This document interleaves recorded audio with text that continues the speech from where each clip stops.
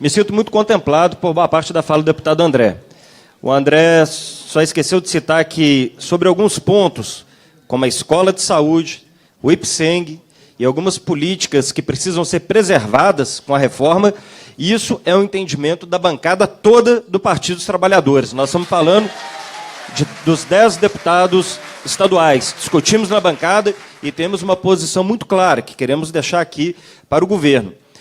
O que não quer dizer que a bancada tem disposição de conversar a reforma, mas existem pontos que para nós são caros e são importantes. A escola, além de tudo que o André disse, ela tem um papel fundamental na formação dos profissionais que trabalham e defendem o SUS no nosso Estado. O SUS, patrimônio do povo brasileiro, precisa ser fortalecido. Então, nós queremos debater alguns pontos. A escola, nós não temos como negociar. O IPSENG, não temos como negociar. E outros pontos que aqui precisam ser destacados. Secretário, não há problema nenhum em apresentar uma reforma que gere economia. O momento é de crise, nós sabemos. É verdade que vocês herdam um passivo do nosso governo, do Partido dos Trabalhadores, e que nós herdamos lá atrás, bem lembrado pelo André, ainda do governo do PSDB, que hoje faz parte da base do governo, e ainda lá atrás, desde a década de 90, como lembrado.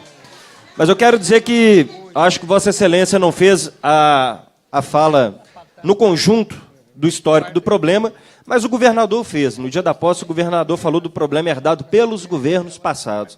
Então, acho que o governo foi até honesto no dia da posse, na fala que ele traz. Evidente, decisões equivocadas que podem ter sido tomadas pelos governos e outros conjunturais, né? Nós tivemos uma conjuntura externa que também agravou a situação do Estado de Minas Gerais, com o cerceamento que o nosso Estado sofreu, com o endividamento da dívida com a União se tornou um grande agiota, e nós suspendemos o pagamento da dívida durante um bom tempo, está suspenso, o que ajudou a nós respirarmos, e também a Lei Candir, ela vai ter que ser discutida.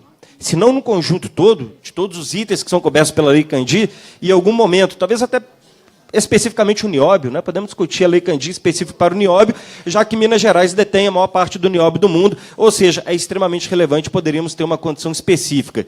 Então, Minas perdeu muito. O próprio senador Anastasia, no dia que visitou aqui, falou que tem concordância conosco de que temos que tratar o chamado acerto de contas, que foi aquilo definido pelo Supremo, e também o que faremos para o futuro com as perdas que o Estado de Minas Gerais tem tido em decorrência da Lei Candir. Eu estou falando porque, quando está falando da reforma, isso tem o quê? Como uma das motivações, gerar economia diante de um cenário de crise e endividamento, então nós temos que pensar e debater outras fontes de recursos.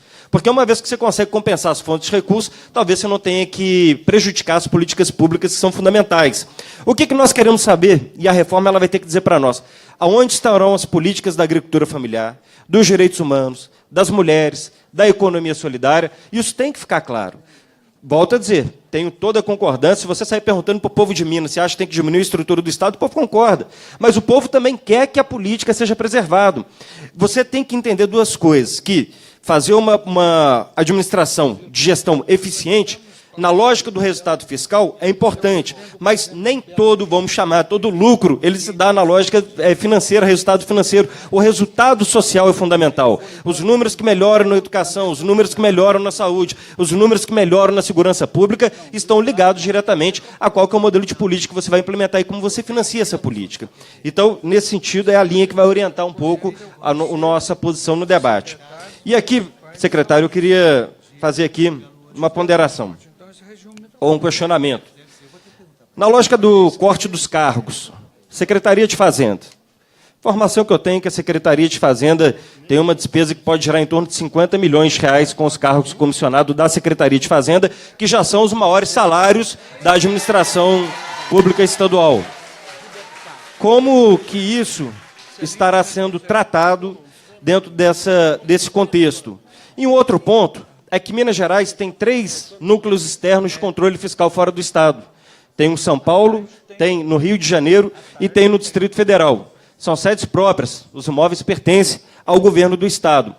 Foram criados, me parece que na década de 90, e tendo que o controle fiscal, na época, muito físico, poderia haver uma justificativa para a presença desses auditores. Infelizmente, seu tempo também venceu. Concluindo, presidente, ali. A presença dos auditores. Agora, tudo é muito digital, o mundo é digital. Poderia o Estado, então, abrir mão desses imóveis para melhorar a sua condição fiscal e repatriar esses auditores que estão nesses estados para que a gente pudesse ter aqui o trabalho sendo feito dentro de Minas Gerais, entendendo eu, não havendo a necessidade mais dessa descentralização. Então, são algumas questões que eu gostaria de colocar. Isso pode ser visto, talvez, como pergunta ou até mesmo como sugestão, porque eu acho que o nosso papel aqui, também não é só perguntar, podemos sugerir algumas questões a serem incorporadas no projeto que está tramitando. Obrigado pela paciência, obrigado a todos.